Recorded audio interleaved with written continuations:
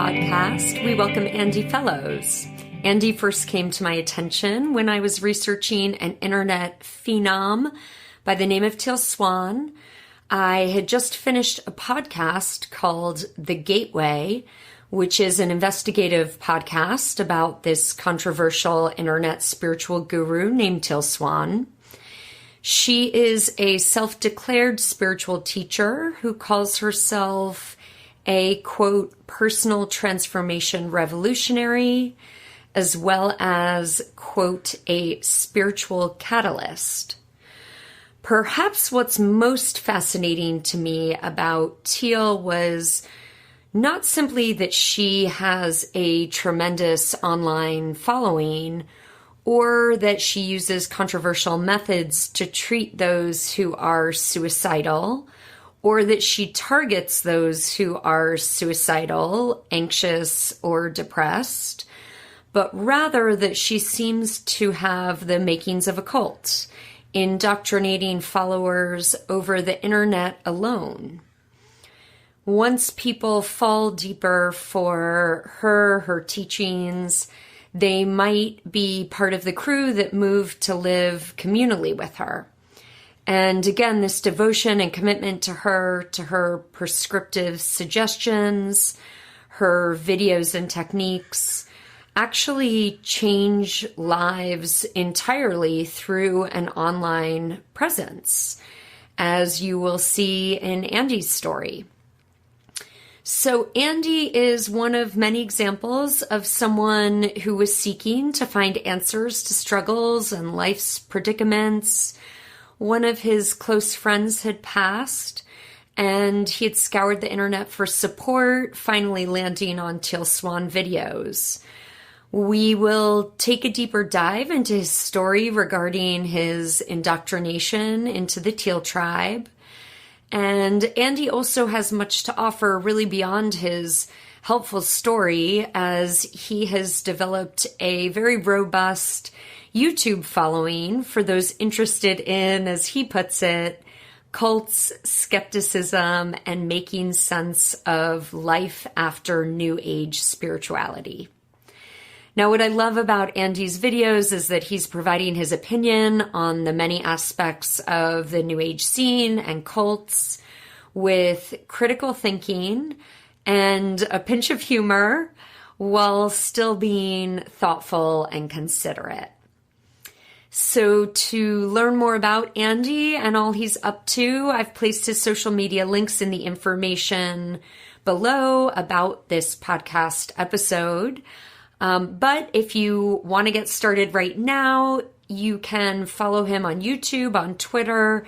His handle is Andey the Fellowes, and Andey is spelled with an E, and Fellowes as well. So it's AndeyTheFellowes.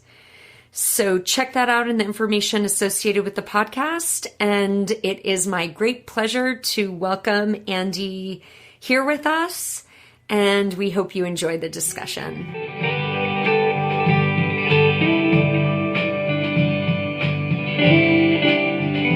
As you know, I am super excited that you are with me on this podcast.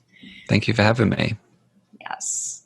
So first question for you, just wanted to get kind of a foundational base for the audience, and wondering if you would please share with us a little bit about about the experience of how you were drawn to Teal's teachings and what you make of this kind of digital cult phenomenon versus, as we've discussed, a little of the in-person cult experience, which of course was my experience. So this is a world that I am very curious about, and I feel like it is so important for us to be bringing awareness to this kind of new digital component to the cult field. Yeah, I mean, it's a fascinating thing when you look at it. And I feel like a lot of times when people hear about cults, that there's certain things they think of. And when you say an online cult, the first thought is, well, how could that even be possible? And I'm having been through the experience I went through and being in contact with other people who've been through something very similar with Teal, or, you know, in other situations as well, it does seem like many of the points that need to be hit in order for what experts call undue influence to be established over somebody are hit in some way by online cults. But the way it's done is slightly different, obviously, because with an in-person cult, you have the capacity to sort of isolate somebody physically, control their information flow through, just think of like Jehovah's Witnesses and Scientology groups like that. There's a real control over what information the members have access to, who they speak to, where they go, what they do with their time. And that's enforced by people in their lives. That's enforced by leadership they have one-to-one contact with. Versus something online, you don't really have that physical component. But what you do have, I should look up here. For anyone watching, I have to look up here. What you do have with the online situation, as far as I can tell, and I try to be really clear about the fact that I'm not an expert on this. I'm someone, I've done some reading. I'm concerned about this. I've had my own personal experience, but please don't just take what I'm saying as read. Please do your own research and do some reading on this if you want to know more about it. But just, speaking from where I'm coming from on this, as I understand it, what's happening with an online group is that the same control, or something very similar to the same control, is established through effectively assaulting a person's worldview. So what happens is, rather than having a physical sort of control over the person, what they will do is they will speak in such a way, act in such a way that it causes a person to question the things that they had accepted as true or thought of as true for a very long time. So I wanted to sort of jump in and answer that second part of your question, is sort of to lay the groundwork for answering the first part of your question, which was how I got involved in it. And so I'll elaborate on that first part as I sort of tell my story into this, because for me, as you mentioned, when I lost a friend, I was sort of reeling and I didn't really know what to do with it. And that is not uncommon for people who get involved in these kinds of situations. A big change goes on in their life. They sort of, it could be something as small as maybe moving house, or going to a new college or something like that, going to a new phase in your life. Yeah. Maybe not so small on the inside, but somewhat trivial, versus, like, let's say, the loss of someone very close to you, or, like in my case, the loss of someone who was a part of my life in on a friend level, Yeah. So that kind of thing tends to happen when people get involved in these things. So they're going through a change in their life, and that's the same in person and online, right? Yeah. And so for me, I was trying to make sense of, like, what had happened, really. This was the first person I'd lost. This is I need to look up here again. The first person I'd lost in my life that I and I didn't really know what to do with that. That sort of left me looking for answers. I hadn't grown up with any sort of religious sort of beliefs or anything, so I didn't have like an afterlife idea to sort of help me make sense of things or get through anything. So I ended up just sort of watching documentaries on YouTube about, like, ancient aliens and sort of conspiracy theories, which I don't think was it wasn't a conscious choice to get an answer as to what's happening, what happens after, we die and stuff like that. It was more just, I didn't really know what to do with myself. So I was just throwing myself into anything's possible kind of a mindset. Right. So I'm watching, History Channel documentaries ad nauseum until I exhaust everything that the YouTube algorithm in its somewhat primitive state at the time was able to provide for me. And so I ran out of what I was seeing. I started to sort of get repeats and stuff, and some of the stuff that was there wasn't as interesting as the stuff I had been watching. So I went onto my Facebook and I posted, "Hey, has anybody got a link to... has anyone got any links to anything, this kind of thing, ancient aliens, alternative history kind of stuff," right?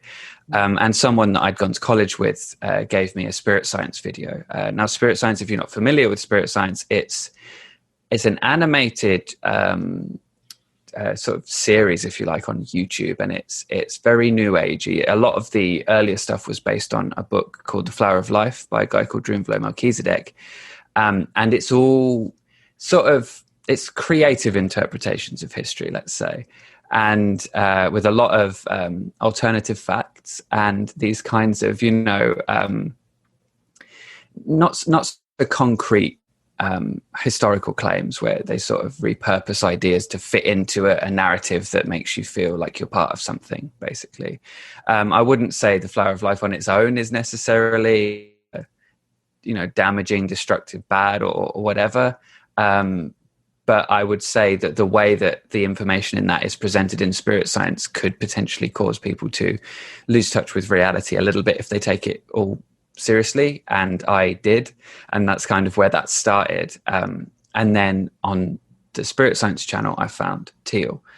Now, before I talk a little bit about that, I just want to say, I feel like something that's really important is skepticism and critical thinking. And I see skepticism and critical thinking not as something that we either have or don't have, but as a skill that we need to develop in our lives. And if we don't develop that young enough, the kind of thing that happened to me may well happen to other people. So I think it's really important that we are sort of developing that skill, practicing that sort of skepticism, and so I was sort of two things were happening for me initially. As I was going through a change in my life, not only because my friend had died, but because I just moved out of my home for the first time. I was 19. This was in 2012. So I just moved out from my mum's house for the first time in with my partner. I wasn't really ready for that. So it was a bit of a change that was happening for me. And then I was also struggling because my friend had died. And I would say the fact that I was struggling with addiction as well was also part of this. So all of these kinds of things were there. And I didn't have that capacity for critical thinking that I've sort of developed since through deliberate, practice, if you like, to reach a point where I'm able to see through some of the things that I was seeing and hearing. So this is sort of, all those things were in place. And I know I'm not the only one who was in a very similar situation around that time and since, so I'm struggling with the grief, struggling with my mental health and the changes in my life. And then I find Teal's channel through Spirit Science. And so at the time, and this has changed somewhat since, I would say, but at the time, Teal's channel, she was talking a lot more about the metaphysical, the sort of all these sort of wilder things, I would say, to do with aliens and starseed energy, the idea that your soul is from another planet, if you like, and when you incarnate on Earth, you take a human form, but your soul is from the Pleiades cluster, or one of these sort of magical, ethereal, wonderful things that must be better than Earth for some reason. Yes. And so there's a lot of this sort of woo-y kind of stuff as well. There's the very otherworldly. I wouldn't even know how to characterize the sort of. It's just new agey kind of stuff, right? And then you get the bridge from that into psychology using the law of attraction, which I suppose simply for anyone who's not familiar with the law of attraction is the idea that your thoughts can directly affect your life, your experience in a way beyond that of what you might obviously think that it would, in the sense that you think and then you do something or whatever. This is the idea that your thoughts literally have a vibrational frequency which cause things to manifest in your reality. You might have heard of it by The Secret. That's excuse me, that's another name that it goes by. And that's kind of how it was introduced into sort of public consciousness through Rhonda Byrne's book and DVD, also called The Law of Attraction. So when I heard Teal talking, and she was certain about what she was saying, when you watch people like Teal, very charismatic, very sure of themselves, the way that they're speaking speaks to you in a way that if you're not as sort of confident on what you believe, if you're not as sure about what's going on in your life, it's going to hit you in a way. Yeah. And that happens with safe leaders and unsafe leaders, across the board. Yeah. But it just so happens that with certain people, when they don't have too much to back up what they're saying, and they aren't too aware of the effects of what they're saying, perhaps it can start to have a negative effect. And so in the case of me and Teal, long story short, even though I gave you the long version, is that I'm sitting there and I've got all these things going on, and then Teal is sitting there and she's saying these things with this confidence and this charisma.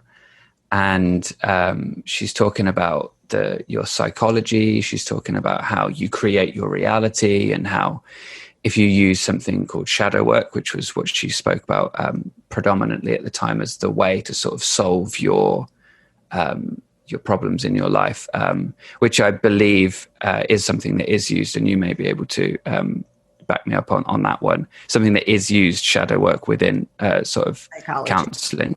Yes. Therapy. Yeah. I would say the version that Teal encouraged people to do is somewhat different, I would say, than the average version. And what you find with Teal is that you see things that you see in other places. You hear phrases and terms that you hear in other places, but when Teal speaks about them, they're Teal-esque. They come through a filter of Teal's worldview, Teal's map of reality. So what I understand to have happened at that point was that effectively my worldview was assaulted in a way that, that sounds quite strong when you say it like that. And that's terminology I'm taking from Kathleen Taylor's brainwashing, I think. But so the idea is that somebody basically pulls the rug out from underneath you. Everything, sorry about the background noise there. Let me try that again. I'll do that once over. So what I understand to have happened at that point was that effectively my worldview was assaulted. And that's a terminology I'm taking from Kathleen Taylor's brainwashing, I believe.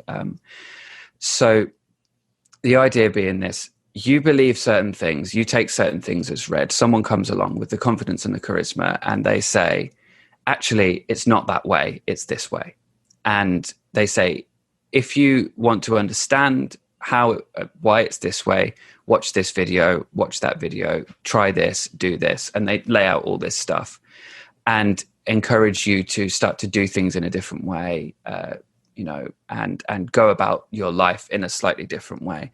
And as you'll know, with in-person cult indoctrination, it's sort of incremental. It's one thing and then another thing, and you sort of piece by piece change the way you see things, change the way you do things. And versus something like, Mao's thought reform, which is where really our study of cults sort of began, as with Robert J. Lifton talks a lot about that in his psychology of thought reform. Yep. Totalism and the psychology of thought reform. Yep. Long name, trying to remember. But long yeah, goodie. Yeah, definitely. He sort of talks about how people are just put in this really intense environment, and it can happen over a matter of weeks. It could take years for some people, but it's a sort of intensive situation. When it comes to online cults, it is somewhere sort of, I would say you've got the extreme of Mao's thought reform, and then opposite that, in terms of how intense and how quickly it happens, you've got the online cults, and maybe somewhere in between is your regular sort of in-person cults, if you like, in terms of the speed, the intensity, and the demands that are put on the individual. Yeah. But the whole way that it works is slightly different, I would say. And I hope I haven't sort of, as I've been going through that, I haven't just sort of said a lot without really saying very much. No, it's all very helpful, because it's really also educational, and all of these elements that you're talking about come into really understanding this, because this is, for me, it's actually quite new. And now I'm diving into it more, but it really is quite new. So it's I think it'll be very interesting for a lot of people to understand kind of the fullness of your experience around it.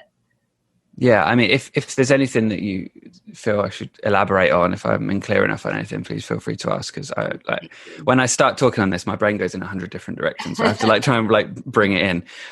But yeah, one thing I was just sort of to come back to quickly, just to make sure I've highlighted that in terms of how the assaulting of the worldview happens. I would say it's partly to do with that confidence. It's partly effectively just pulling the rug out from underneath someone. But the ways that a in-person cult co-ops your time, co-ops your relationships, co-ops the way that you see things, all of that is as true in an online cult situation, I would say. So I am actually curious there, Andy, when you say pull the rug out from under you, I know very clearly what that means in an in-person scenario. And for me, it was kind of the psychological component, right? That they're taking a deep dive into my psychology. I'm starting to see things for the first time in a completely new way. Yeah. Understanding why I have certain behaviors, why have certain mentalities that I have. Can you explain a little more what that meant for you in the online scene? Yeah. So for me personally, it kind of came about in I'm sitting there watching these videos, and I'm sort of reeling, as I say, from all this stuff. And then Teal's there, and she says, actually, the fundamental law of what is it? The fundamental basic law of the universe, or something like this, is oneness, right? So she comes out with the truth of the universe is oneness, and initially you hear that and you're like, what does that mean? And then she will elaborate, and so we're all expressions of source consciousness. So a lot of this sort of language you start to, and this I think is part of it, you don't know what the words mean initially. They sort of baffle you and they bypass your critical thinking a little bit. And then as you start to understand what the words mean, you start to feel like you're part of an in-crowd that understands what these words mean. Yes. And so we're all expressions of source consciousness. Sort of mythology, if you like, is effectively God, but it's like a new agey sort of Star Wars, the Force God that's not personified in any way. It's just sort of animistic in a way, and sort of faceless. It's energy, right? It's pure energy. Yeah. And as you go, reality becomes more and more dense, if you like, until you reach the third dimension, which is where we live as humans. In the fourth dimension, there is thought.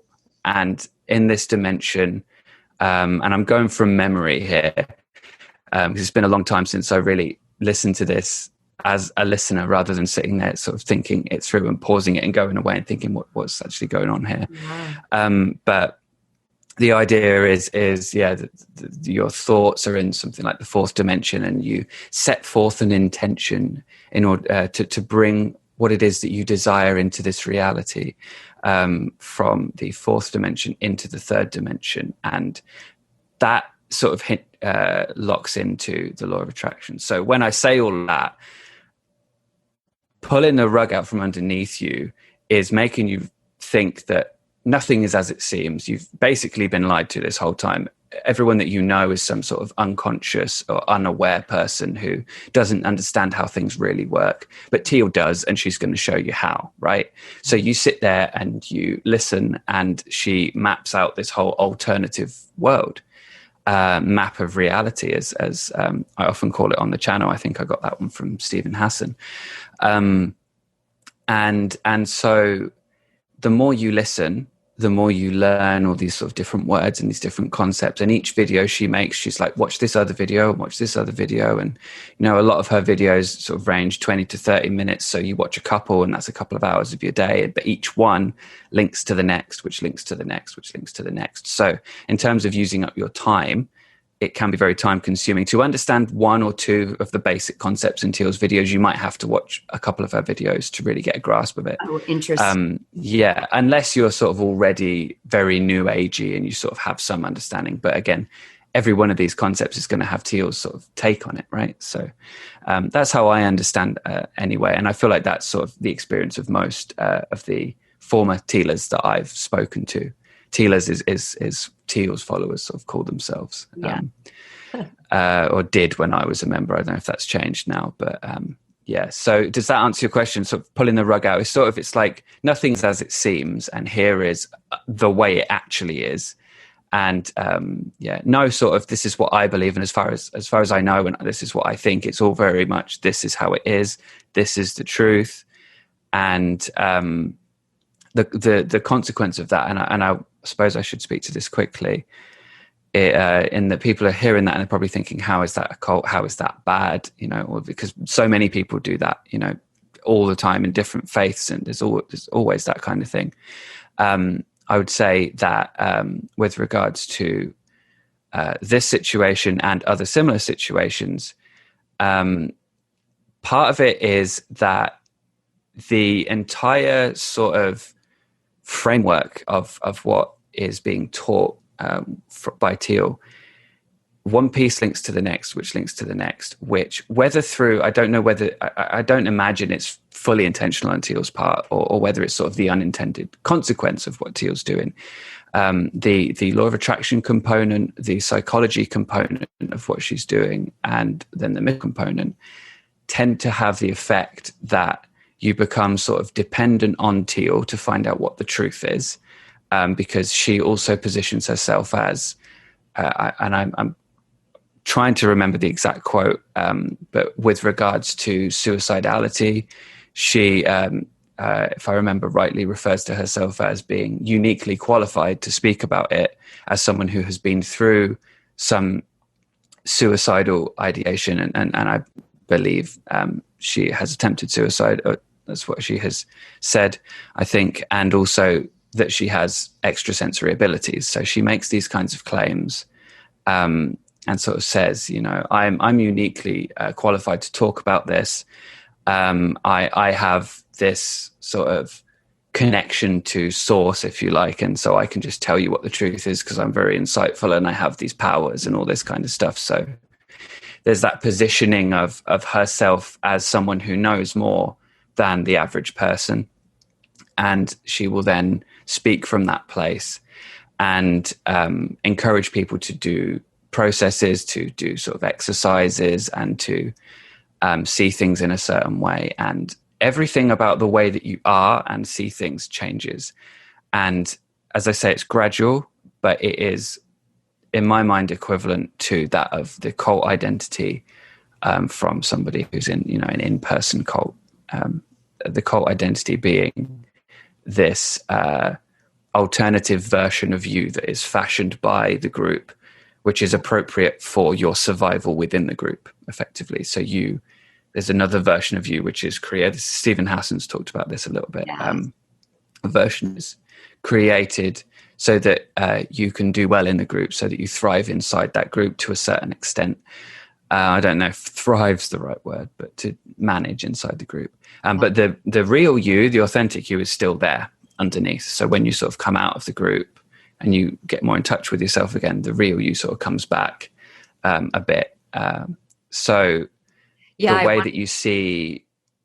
Yeah, go on. Yeah, I was just going to say here that this is also very interesting to me, because what I'm thinking about right now as you're speaking about this is that if you're in person, you can start to ask some questions around the rug that's being pulled out.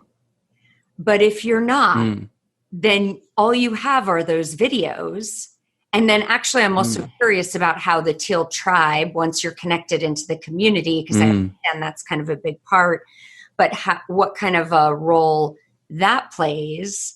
And then just before we go on to that, the other thing that's very interesting to me is I feel that so many of these leaders are actually taking teachings that are ancient or that come from other sources and putting their own spin on it. What's very interesting to me also is when these things are fairly mainstream. I mean, The Secret, made the law of attraction extraordinarily mainstream. To this day, I at times have clients come to me and they are so messed up because they are functioning thinking that every single thing that they say, do, or think is going out there into the universe, creating an effect, and they are reaping the repercussions. So how do we find a balance and also acknowledge this gray area that I personally have experienced in my own life? Because this was actually one of the teachings as well that I was indoctrinated with, that at the quote unquote level that I was at, I should be able to have complete control over my world and all of the people who were under me as well. I should be able to have the power to pray for them and make things happen. So if something's not right with me, then that's because of my own mind and heart. And yet I have since come to acknowledge for myself that in life, there certainly are elements that we just don't get to control, and we can't, in fact, control. And so, yes, we all, it's this little piece of truth that makes the whole thing seem real, which is, of course, our mentality affects things, right? I mean, of course, our thoughts and our attitudes affects the world around us. That is true. But does that mean that we then are able to have complete control over our domain and our being? I personally don't believe so. I think No, me neither. Right. We have the choice to process things in the way that we are choosing to process them. But I think also it cuts off room for people to have some of the feelings or even thoughts that are unacceptable, either in the group or in our society. Like, oh, you shouldn't be mad. But actually being mad is part of the whole healing process. Right. So it's just, and it's not healthy to push that down either. It's going to have an effect as well if you push that down. I mean, there's a lot of different things, a lot of different directions I could take that in. My brain's gone in 100 different directions. But one thing I will say, and I want to be clear about, is that with Teal's version of the law of attraction, with Teal's version of this, there is a huge emphasis on feeling your feelings. It's different in that sense. And I think that is in my mind part of actually how it becomes damaging, not to feel your feelings, but the way in which individuals are encouraged to do that. The way in which I felt encouraged to do that while I was a member definitely had a negative effect. But also I would say that with regards to the law of attraction and what you were describing there with your clients, that feeling of I have control over everything by virtue of something as small as a thought, a word, a feeling I have that may be fleeting as well, because it's down to the smallest increments of emotional processing for some people. If you're an anxious person, and I am, if you're prone to potentially sort of obsessive thinking, rumination, doesn't make it better. It makes it a lot worse. And so it definitely can cause people to really struggle, I would say. And that's the law of attraction at its most empowering and wonderful, at its most sort of intended to be its most useful and helpful, which I feel like the claims that are made with the law of attraction, that it is scientifically backed up, are bogus as far as I can tell. I've done a video on that talking about the quantum physics of the law of attraction a little bit, which it took me a long time to get my head around. I'm not even sure I did. And I don't make any real claims to understand the quantum physics of it. However, I tried in this video. And what I got to understand was that the claim that was being made was based on a misunderstanding of a fundamental component of quantum physics in the usage of a term, the observer, which is very similar to when people say evolution's just a theory. What they're confusing is the usage of the term theory in a colloquial context to mean this thing that I think is true, versus the use of the term in a scientific context, which is this thing is the basis for which we are making predictions. Yes. Yeah. So the same thing is true. It's a similar mistake is happening with the law of attraction. They say if it's observed, then it changes. But what they don't realize is that observer in quantum physics, as far as I understand it, doesn't have to be a conscious entity. It can be a machine. So quantum physics is very weird, but that doesn't mean that what you think is true. Do you know what I mean? Like, wow. you have to follow through and find evidence for every claim that's being made along the way. So as far as I understand it, there isn't any scientific backing for the law of attraction either. Yeah. Despite what some people say. And so how interesting, again, kind of back to this online experience, if you're having questions about this and you're starting to actually apply it to your life, or like, for example, in your case with the shadow work, you're gung-ho doing the shadow work, stuff is coming up, your world's blowing up, you're seeing all these things that are real, and you don't really know what to do with them. It's a very interesting new element to kind of cultic dynamic where you're sort of left on your own in a way. Yeah, I think, and that's a really important point here, I think, as well. And to preface what I want to say on that, I would say that Teal Swan doesn't have any formal qualifications or education, as far as I'm aware, on psychology or therapy, any of these things. She doesn't have any real training on, and she has expressed that herself. She doesn't have any of these things, and so she advises people to do these things and encourages people to go about this sort of therapies on their own or with other people who also are doing it on their own, basically. So with friends, with other members of the group, or on your own. Now, I feel like when it comes to therapy, the best place and time to do that is with a therapist, right? Not on your own in your house or with other members of the Teal Tribe community over Facebook Messenger. It's not going to be the best place to do that. So the consequence being that you don't have someone who's trained and capable of actually helping you to work through these things, to put aside biases and maybe mistakes that you're making in that process to help you figure out what's actually going on. What happens is you lean in. Yes. And the other thing that's occurred to me about this is also that you're then left in a situation where you don't have the support of a therapist, but you also are, I would assume that there's a part where you're struggling to make sense of these things, and there's really just an aloneness in that. I don't know if sorry, I probably shouldn't have interrupted for that point, but no, it's I think you're right, and I think that ties into something else you said earlier as well, which is worth coming back to. When you're in person with somebody who's teaching you these things, you can ask questions, and sometimes those questions will be answered if they are you being a good student, if you like. If you're being a bad student, then you're going to be reprimanded and all the rest of it. But in the case of someone who's watching these things on the internet, the only way you can do it, other than maybe dropping a comment in the YouTube section, which I wouldn't imagine is definitely good, especially when you get to the amount of viewers and subscribers and stuff that Teal's at now, not likely to be responded to.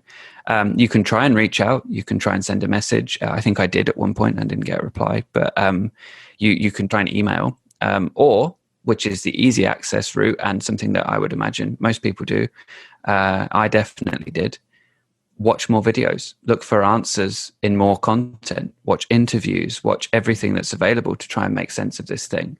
And that's what I did. Yeah. And sorry, Andey, I realized I trailed off a little there in my mind, but the other thing that I was thinking is that what happens then is that the teachings are also going out to everyone and anyone, which is very different than when you are one-to-one with somebody, or you're speaking to them directly and your teaching or your lesson or the psychological principles that are being applied are very specific to that person. Yeah, and that's something that I've spoken about a bit on the channel as well, is general advice offered generally. And the trouble is with it is that you can't know where someone's at when you offer advice on, for example, suicide, which Teal has. And again, with no training or qualification backing any of this up. And in fact, you can watch a piece that was done by the BBC about Teal, looking at that in particular. And they actually spoke to a number of experts on that issue. And they have said that they, as far as I remember, don't believe that Teal's therapy, if you like, Teal's approach is the right kind of thing to be doing for someone who is suicidal. But she will offer this advice, and it's out there. It's on a YouTube video. So whoever can watch it, if you are doing okay, if you're not doing okay, if you're suicidal for a specific reason and you're having specific thoughts, maybe it will help. And there's always going to be someone that these things might help, even with the worst things. It's the broken clock's right twice a day, right? Yeah.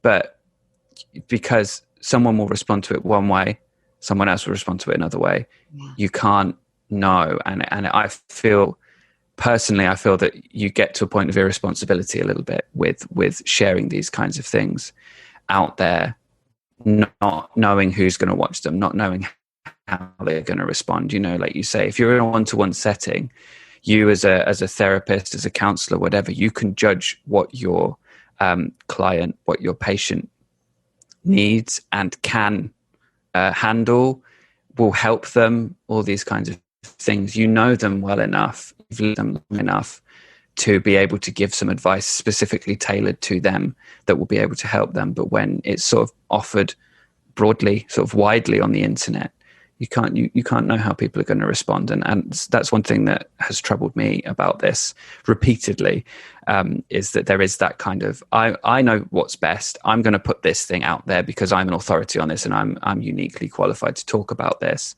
And, that's all well and good if that's what you believe. But in the real world, you need qualifications, and there are certain rules and conducts around these kinds of things that need to be adhered to in order to help people, and not have a negative effect. Yes. And I think that, this goes into one of my other questions about, for you, about really kind of what your main concerns are about people following Teal Swan. But so let's just bring it right into this, the exercises around suicide and her encouragement of suicidal ideation for people. That one is, part of me goes, okay, the law of attraction and misunderstanding that, yes, it can really mess people up because now they're feeling super guilty or shame that they're not changing their own lives, and they're trying and they don't understand why it's not changing. And that's a tragedy in its own right. But when you start to get into life and death and working with people in that realm, I just, I feel such concern for her audience around that in particular, which I think is probably why it's the thing that's gotten the most press. We'll definitely put the BBC link in at the bottom of the podcast for people to read. Yeah. Oh, Lord. Now here's a word from our sponsor. I am delighted to offer you Pure Haven products. All proceeds received go right back to the Project Hope podcast. I myself have been using these pure, safe, and toxin-free products for over 4 years, and I absolutely love knowing that my home has countertops that my little niece and nephew can eat off of, without worrying that they have a handful of chemicals being placed in their mouths. The cleaning products are some of my favorites. The glass and surface cleaners smell amazing as well. So if this is of interest to you, please go to purehaven.com/Jennifer French. The link is also included below with information about this podcast segment. Now back to the pod. Yeah, and I think what's really important here, and I've seen Teal's sort of team speak about some of this in passing, and that they have sort of alluded to people thinking that Teal is encouraging people to kill themselves. And I want to be really clear, I don't believe that that's the case. I don't believe that Teal is deliberately encouraging people to kill themselves. Right.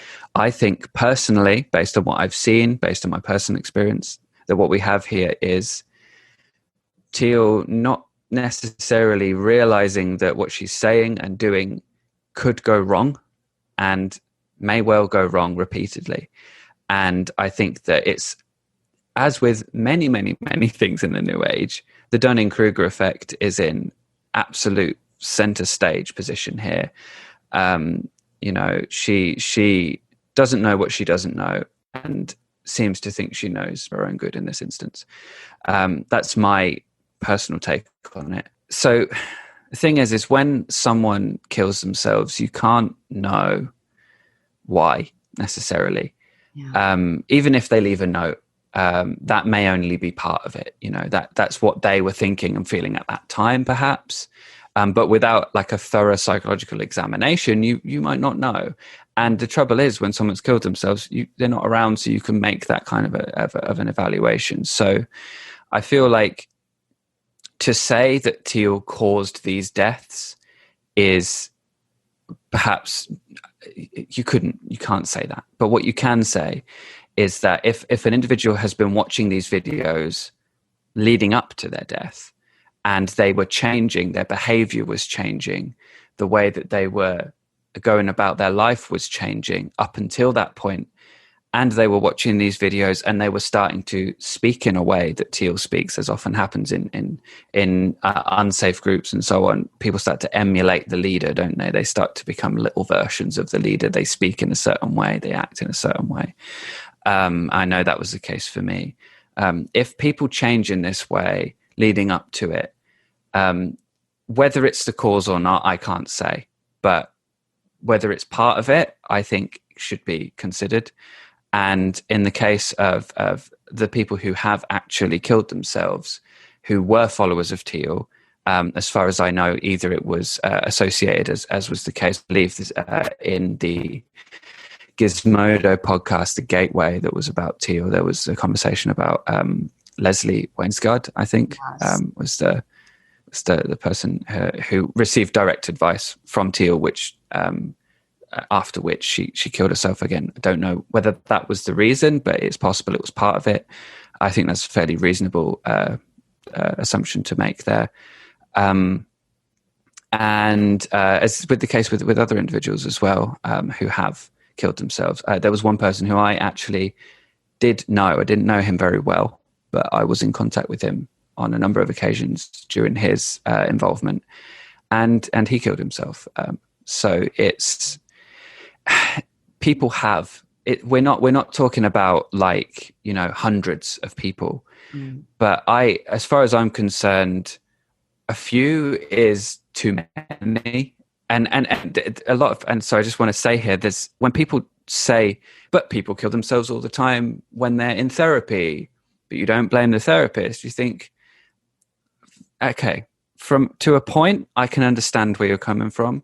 But the difference is a therapist is trained, a therapist is qualified, a therapist, in best case scenario, is experienced, and they are going about things in the way that we have evidence to support being the best way to do this. In the case of Teal, we don't have someone who's qualified and experienced necessarily. We have someone who has their own personal experience, which is something, but not enough, I don't think. And also we have someone here in Teal's case who's claiming to know what she knows, or at least have the authority she claims to have, because, or at least in part because of extrasensory abilities that she has, by which she means, sort of psychic powers and so forth. So it's not the same as people committing suicide after having therapy in that sense. And like I would say in a number of other senses as well that perhaps I haven't come up on yet. But, there are differences here. Yes, agreed. And I think one of the other differences that we haven't acknowledged yet, Andey, is that she uses SEO, search engine optimization, and which again is something that any company is doing on the World Wide Web. It's good YouTubing to target your target audience. It's just how you do it, right? You use certain keywords, you try to get out to people, and you do. The trouble comes. Sorry, go on. What were you going to say? So you're probably taking the words out of my mouth. Sorry. I didn't mean to. No, please.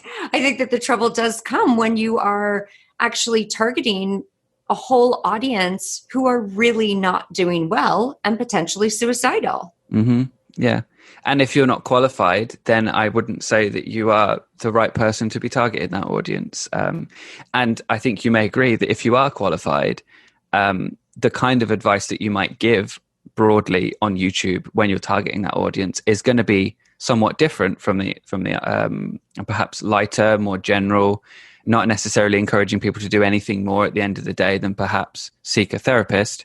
Exactly. Yeah, my train of thought kind of went away there a little bit. But, as far as keywords go, as far as SEO goes, every person on YouTube does it. I do it. But it's a necessary part of succeeding on the platform. It's a necessary part of doing this kind of thing on the internet. And actually I did, I don't have the words with me right now, but I did pull the keywords off of the original video that Teal did that was, I believe, called What to Do When You're Suicidal or something like that. And I read them out in the interview, the episode of Chris Shelton's podcast. Yes, I remember. So if you want to see that, then you can go ahead and there. But she's actually taken that video down since, edited part of it out, and then re-uploaded it, I believe. I say she, her team, I assume, has done that. Yeah. And that, I believe, was a response to the BBC investigation, during which the original Facebook group was taken down, I think, by Facebook. Interesting. During that time as well. Yeah. So there's been, and actually I have to say, while we're talking about this, credit where credit's due, and I think this is a really important thing to say here. Since all of that happened, Teal has begun to have a page. I believe there's one page on her website which has a list of hotlines and resources for people who are feeling suicidal. That is fantastic. That's a really, really good thing, I think. Interesting. And it's a step forward. And also in the description of her suicide video, that's also there. It may have been there in the first place, I can't remember, but it's definitely there now. So that's good. That's an improvement. It doesn't solve the problem when she's still not qualified and she's still giving advice that perhaps she shouldn't be given. Nor does it solve the problem when she's on record, I believe, in the Gizmodo podcast, effectively disparaging the mental health field and telling people that it's not really going to help them. So it's sort of like it's something, but maybe not enough in that regard. But I do want to recognize that change has happened, because I wouldn't want to be unfair.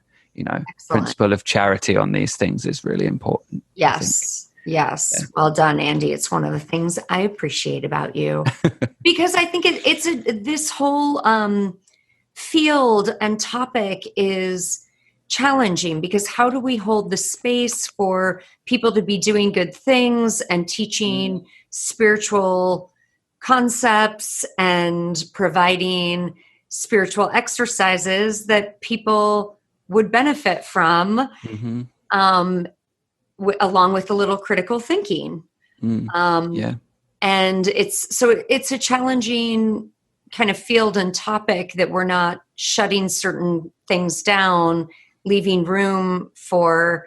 I mean, I think that's part of the reason why I did this podcast, and I'm assuming for you as well. It's so important, I think, to be bringing this all out into the open to discuss.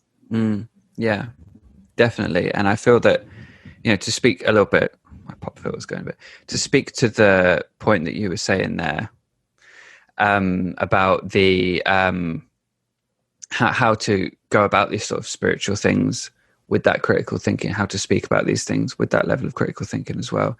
So as far as talking about things critically when we're dealing with like spiritual ideas and stuff, I feel like, you know, first of all, I'm not your sort of hardline edgelord atheist, everything spiritual, metaphysical is bad, you shouldn't believe it, it's all nonsense, blah blah blah. As far as I'm concerned, you know, I've very much a sort of live and let live attitude with that. I know there are atheists out there, and I know of many of them who sort of see it all as very harmful, religion in general as harmful, and I think it can be, but I don't think it has to be, and I don't think it always is. And you know, I feel like when it comes to metaphysical ideas and all that kind of stuff, I don't believe it, but there is a way to go about these kinds of things with a level of skepticism that helps you, that still allows you to explore these things, to get the benefits of believing these things, you know, in terms of your psychology, in terms of the stability it might provide you in your life. You know, there are some studies talking about how people who are religious and believe in these things actually may be happier or experience some sort of mental health benefits from these things. So I in a way envy that, because despite being incredibly zealous when I get into things, as we saw with the cult thing, I definitely am not someone who is predisposed towards sort of spiritual experiences, if you like. You know, some people tend to have these sort of transcendent sort of experiences, but I've never really had it. The most important thing with this is to develop a level of critical thinking, to develop a level of skepticism that encourages, that allows you to question things past the layer that past the surface layer, yes, past the level that they're being presented to you at, and sort of dig down a little bit, you know. And also something that's worthwhile being aware of here is how placebos work as well, because if you understand how placebos work, and I need to do more research on this, I need to look into this a little bit more, but I have had conversations about open label placebos being beneficial. If you understand how placebos work and you understand that something is a placebo, you may still experience some benefits from it. So that's a great thing, and the human brain is an incredible bit of kit, and if we use it in that way, through skepticism, we may actually be able to enjoy certain spiritual things on a new level, who are spiritual but not religious, if you want to use that phrase. I know many people who are atheist, and I feel like the level of skepticism that both of those people have is good, it's healthy, it enables them to explore these things without getting caught up in things like cults and stuff. And yeah, but I feel like when it comes to avoiding cults, skepticism and critical thinking, while it's a huge part of it, understanding how cults work, understanding how undue influence is established is an even bigger part of it, because you can be as skeptical as you like, but you can't know what you don't know. You can't recognize where your blind spots are. If they're your blind spots in that moment, you're going through an emotional period in your life, someone swings in and they grab you and suddenly you found the answer to everything, you know. So I think it's important to understand a little bit more about how cults work and undue influence is established. And there's Absolutely so many resources on that. Yes. And you know, in fact, I've got sorry, I was just going to say, I've got a link which I can give you that I always include in my descriptions, which is a page on one of my sites where I've just sort of got a bunch of stuff that people could look through if they want to learn a bit more about that. I'm sure you've got resources you can share too. I do, helps. But that's great. I want to see yours. Yeah. Yes. And yeah, thank you, Andey. I think it really is so important to be educated. And in all honesty, it was quite shocking to me once I actually started to really read and dig in and do the research, because the way things begin to come together when you start to understand these patterns is really kind of mind-blowing. And, you know, it's a very common trait that one who has entered a cult-like organization once they leave, there's a very high potential for them to go back into another one of these organizations. And so, like you said, if the education doesn't kind of happen right there on that first blast, people really are at risk. And I can say myself that I, for sure, had that experience where, because I care about the spiritual and I was looking afterward for at least somewhat new, like-minded friends, I, was going to Buddhist centers and I was doing yoga and I was engaging in these communities. And to be honest, it was very eye-opening for me because I was looking through a different lens at that point. And I was able to catch many red flags before really engaging in some of these groups. And in all honesty, with some of them, I continued to go, even though I could feel that in this organization, there was a student-teacher relationship that was very off.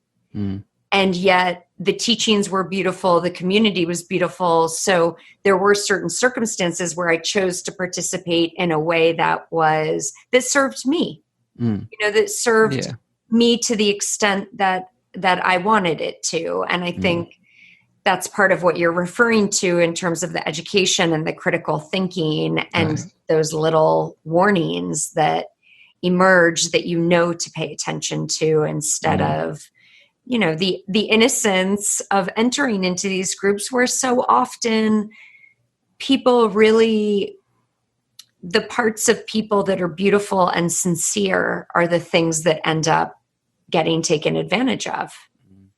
Very absolutely, and that's relationships. Yeah, I mean that's in a way, on a human level, that is one of the worst parts about it. Is that I see it.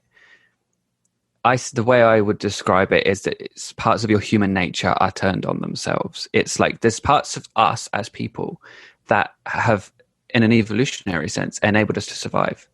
Our social, our socialness, our social nature, the fact that we are, we look to certain leader figures for answers in certain times. These kinds of things are very natural. They do occur very naturally.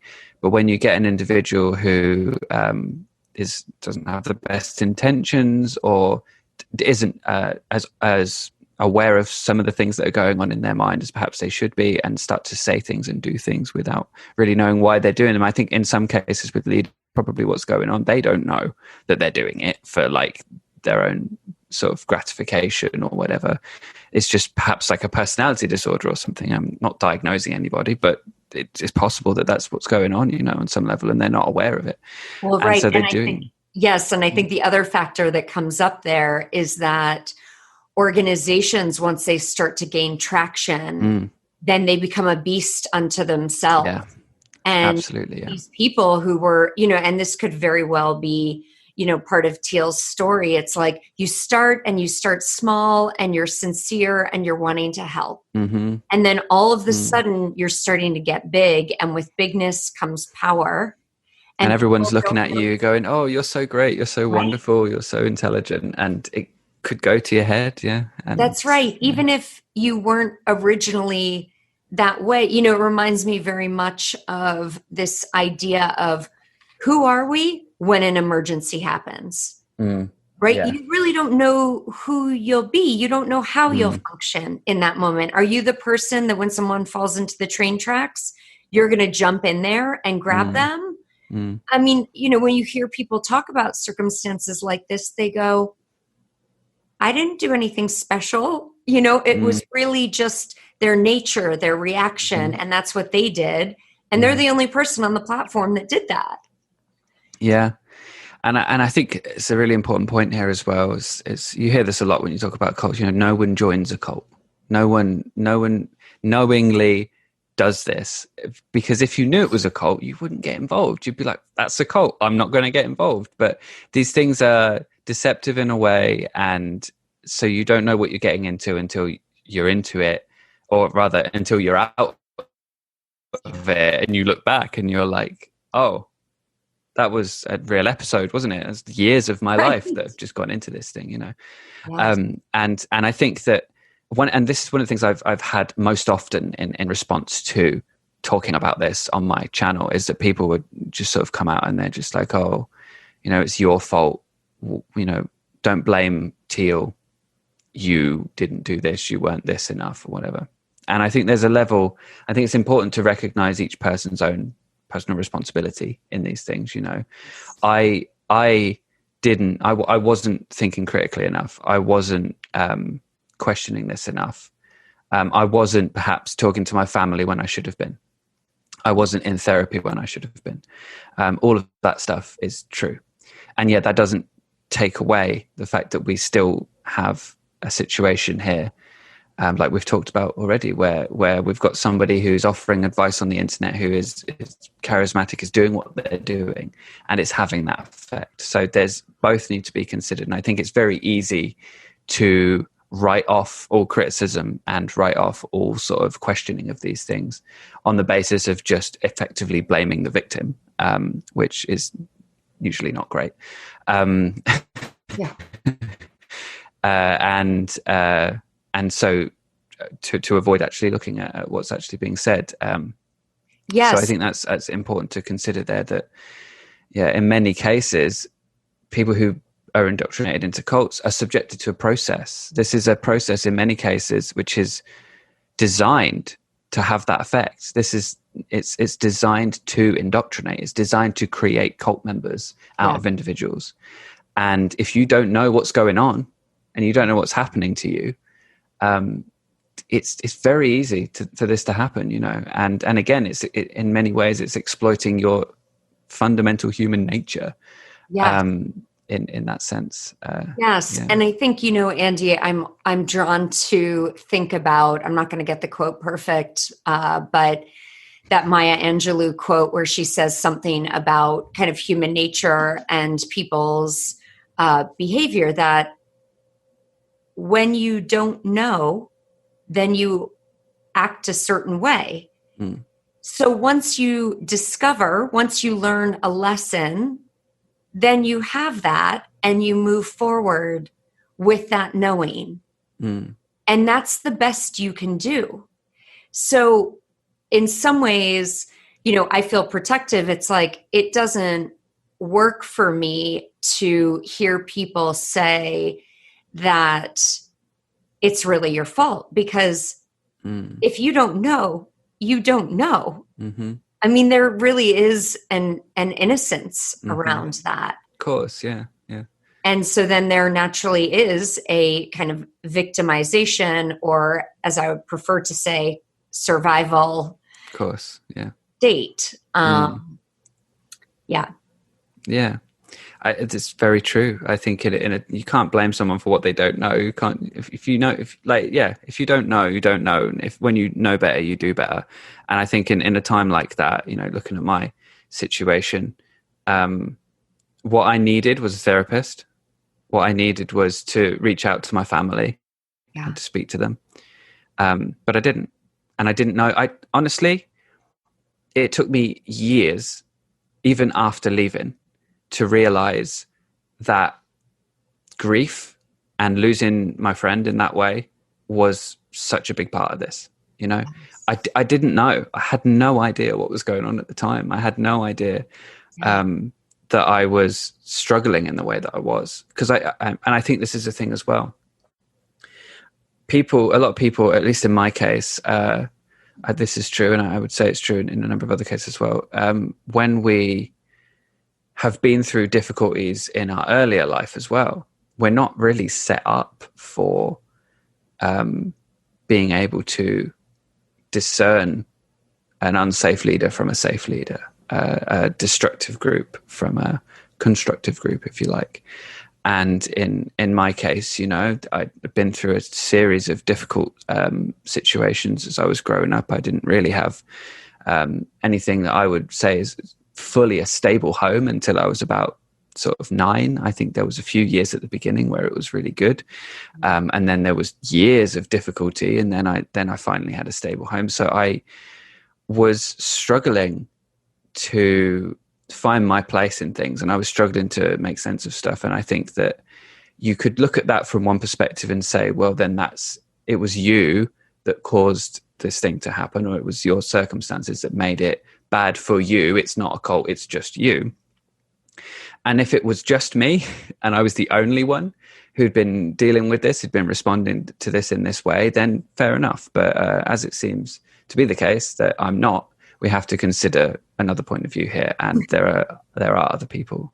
Yes. And many of those people, and I think something that we have to consider here is that many of the people who have left this are struggling still. And I've spoken to a number of them who don't want to come forward, who don't want to tell their stories. And as you know, with other cult situations as well, I'm sure it takes a lot to be able to do that. If what you've been through is particularly terrible, it does take a lot to reach that point. If the effect of being in the cult for you personally has been that you now have to deal with just shed loads of psychological struggle, trauma in many cases, and all sorts of stuff, you're not going to be ready to start coming forward and telling your story after a couple of minutes. It takes time, you know. Well, that's right. And I think even that leads, that's connected to even leaving, and that people struggle for a while. I mean, they really get to a breaking point where literally they can no longer stand being there, and they leave. Because they're struggling against, I now have no one. There's literally no place in the world that I can go. Often they have no money because they might even be working for that organization. Yeah. And that is a very unique and traumatic moment to face. To go, I am going to step out into this world that doesn't even make sense to me anymore because the mental state that I'm in is kind of a different altered reality. Now I'm about to step into this world that I don't even understand. And so thank goodness, you know, I mean, this is partly why I feel so protective around the people that are getting out, you know, because it is, I think almost everybody deals at least to a small extent with feeling embarrassed, because you kind of get out, the clouds part, and you sort of go, how did that happen? Why did that happen? What was happening? Oh my gosh. And that's a very vulnerable place to be, especially I think for a lot of the types of people that go in. I mean, yes, you know, also one of the points that I want to make here around people going in is because so many people don't understand it and do some shaming on others around that, you know, I really like to speak about it so that people might think, freeze this moment in time.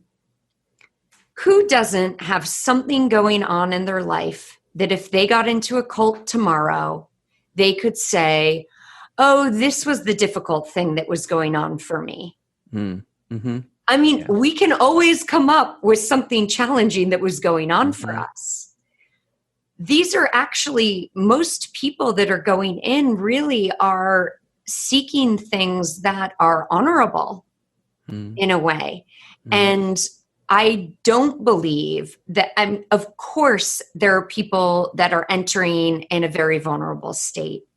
But I don't believe that that's the full story for everyone. And I know that to be true from my personal experience. I mean, honestly, I was kind of on top of my game. Yes, I was in a new city. Yes, I didn't have friends, right? So that's a typical story on the weakness end of things. But on the strength end of things, I mean, I was psyched. I was coming alive. I was, you know, apprenticing under a midwife that was very well known. I mean, I was thrilled. I was loving my profession. I mean, and I had always been seeking. And I think that's really what got me, you know, was the spiritual and the psychological work that just spoke to me. And it really kind of didn't come from a place of weakness. It came from a place of curiosity and hitting that age of like, who am I? And these are all new, huge concepts that I've never come across before because I was young. A huge thank you to Andey for part 1 of our discussion. And our conversation continues in part 2 with Andey Fellowes. So please listen and enjoy.